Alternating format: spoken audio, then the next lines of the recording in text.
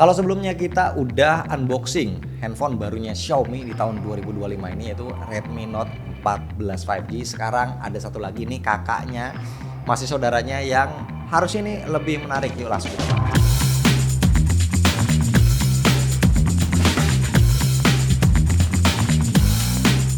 Bismillah, alhamdulillah kita ketemu lagi bareng gua Romi. Yang gua maksud adalah Redmi Note 14 Pro 5G.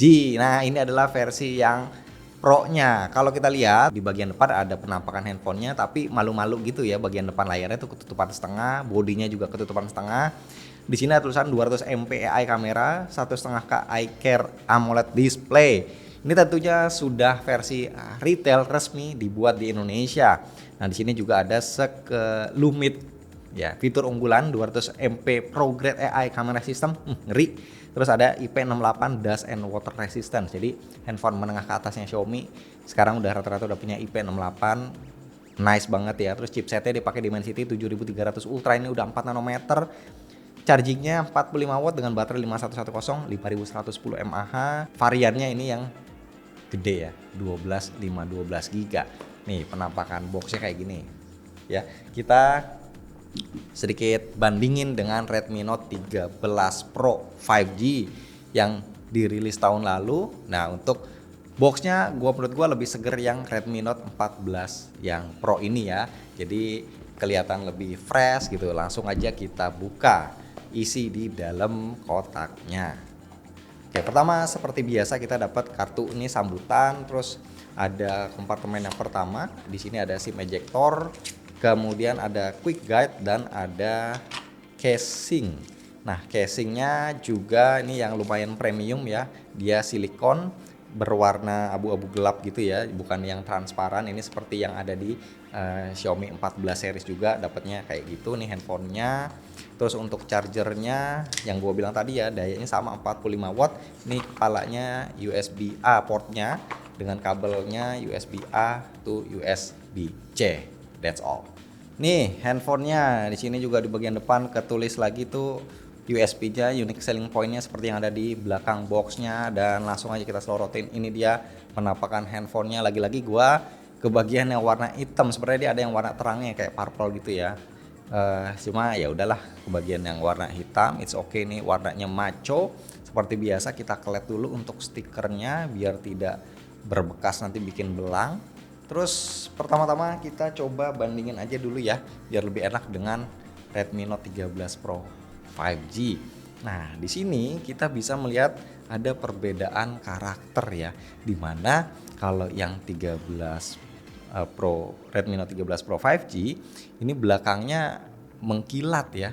Tuh, dia glossy, lebih gampang terceplak sidik jari, tapi ya kesannya juga kelihatannya tuh lebih premium. Terus dia lebih belakangnya flat ya. Kalau yang Redmi Note 14 Pro ini belakangnya melengkung ke kanan kirinya. Handlingnya harusnya lebih enak. Dan untuk frame-nya ternyata si Redmi Note 14 Pro ini dia sudah menggunakan layar lengkung ya. Wah, gokil, ini bikin terlihat lebih mewah ya. Nanti kita akan coba lihat lengkungan se-ekstrim apa. Nah, untuk bagian belakang juga kita bisa lihat perbedaannya di desain kameranya ya. Kalau yang Redmi Note 14 Pro ini terlihat seperti kekinian karena kebanyakan handphone zaman now itu kan naruh kameranya ada di tengah, tapi ini nggak melingkar ya, dia lebih ke persegi walaupun nggak kotak ya, dia dibikin ngoval gitu ya. Sama-sama enak ya, punya ciri khas masing-masing. Kita body tour di bagian atas ini ada infrared blaster, ada grill speaker, terus juga ada mikrofonnya tuh.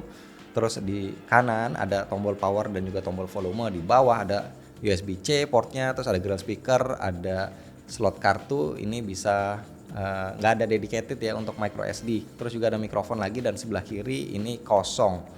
Sekarang kita lihat di bagian depan nih, sudah gua setup handphonenya dan udah gua install juga. Ada beberapa aplikasi yang biasa gua pakai termasuk juga benchmark. Tapi FYI kan ini masih unboxing, masih belum dirilis resmi handphonenya, jadi gua belum bisa bocorin kayak skor benchmark, performa dan lain-lain. Sekarang kita mau move on ngeliat bagian settings. Kita lihat about phone, ini pakai Xiaomi HyperOS 1.0.4.0. dengan Android versinya Android 14, security patch-nya di bulan Oktober. Ini harusnya belum ada update ya. Nah, bagian home screen-nya tampilannya seperti ini, clean, dan jujur ngelihat layarnya ini enak banget ya, karena ya kemarin-kemarin kan Xiaomi handphonenya yang kelas menengah ya, itu kebanyakan flat. Nah sekarang kita dikasih layar melengkung, ya memang ada yang suka ada yang enggak, tapi kalau gue pribadi gimana ya, bisa bilang ya masih oke lah gitu. Kalau dilihat pakai mata secara kasat mata gitu kan kelihatannya mewah gitu ya. Terus bezelnya ini juga terlihat simetris kalau kita bandingin dengan yang sebelumnya. Si Redmi Note 13 Pro ini kan flat tuh, yang ini terlihat mewah tuh, teman-teman bisa bandingin ya. Ini balik lagi ke selera, mana yang teman-teman lebih suka boleh komen di bawah. Nah untuk aplikasi yang terinstall seperti kayak kemarin ya di Redmi Note 14 yang 5G itu ada beberapa bloatware, tapi itu kebanyakan di game-game cupu aja ya. Jadi teman-teman bisa langsung uninstall aja kalau memang sekiranya nggak suka. Terus di sini dia sudah ada Google News Feed-nya, dan yang gua suka juga dia harusnya ada AI-nya Gemini dari Google. Ini bisa kita coba. Tuh. Gemini Live-nya ini bisa. Lanjut lagi untuk layarnya, ini dimensinya 6,67 inci dan spesifikasinya udah bisa dibilang flagship level. Selain layarnya melengkung, dia udah pakai Gorilla Glass Victus generasi kedua. Terus juga brightness-nya maksimumnya up to 3000 nits, yang mana itu udah oke banget ya untuk pemakaian di luar ruangan. Kemudian resolusinya juga udah 1,5K dan sertifikasinya dia punya Dolby Vision. Jadi teman-teman bakal ngerasa enak banget mandangin layarnya ketika dipakai buat nonton Netflix. Nih ya, kita lihat di playback specification-nya, wideband-nya L1. Nah, playback-nya bisa Full HD dan HDR capabilities-nya ya, dia HDR10 dan juga Dolby Vision. Ini yang gua acungin jempol ya, dari handphone menengah ke atasnya Xiaomi tuh udah dikasih sertifikasi yang memanjakan mata kita untuk nonton film-film atau tayangan-tayangan streaming yang sudah HDR atau Dolby Vision certified. Satu lagi deh, dikit lagi deh ya, kita pengen lihat vibrate-nya nih.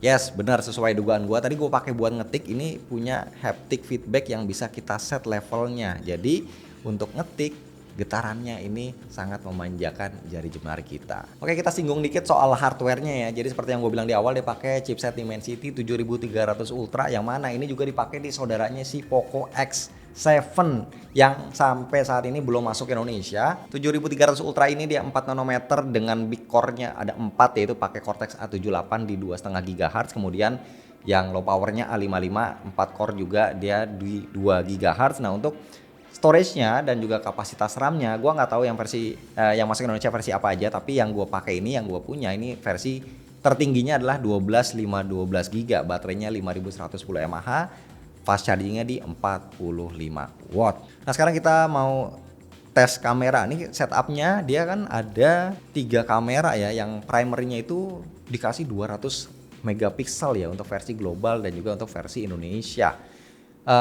Ada lagi ultrawide di 8 megapiksel. Nah, interface-nya seperti ini ya. Kita lihat ada lensa ultrawide 0,6 kali, ada 1 kali, 2 kali, dan juga kita dikasih 4 kali digital zoom, yang maksimum zoomnya itu bisa sampai dengan 30 kali. Ini Xiaomi lumayan pede ya ngasih level zoomnya setinggi itu. Kemudian ada mode 200 MP-nya of course, terus ada mode portrait yang tidak bisa ganti focal length, ada mode night. Kita nggak akan coba terlalu banyak ya, karena takutnya ini ya spill kebanyakan, nanti kan handphonenya belum rilis resmi. Tapi kita akan coba saja untuk shutter lag-nya, dan ini termasuk cepat ya, dengan hasil yang ya so pasti manyus 200 MP gitu ya. Jadi kalau kita mau crop itu akan lebih enak ya, lebih fleksibel, karena gambar masih akan tetap tajam. Dan untuk kamera depannya kita tes, ini ada resolusinya 20 megapiksel. Ya karena objeknya gua, jadi ya hasil fotonya mungkin akan pas-pasan, tapi gua nggak akan coba di sini.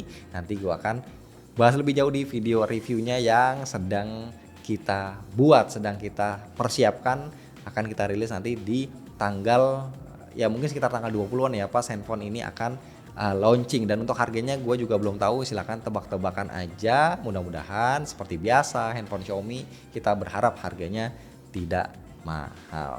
Terima kasih.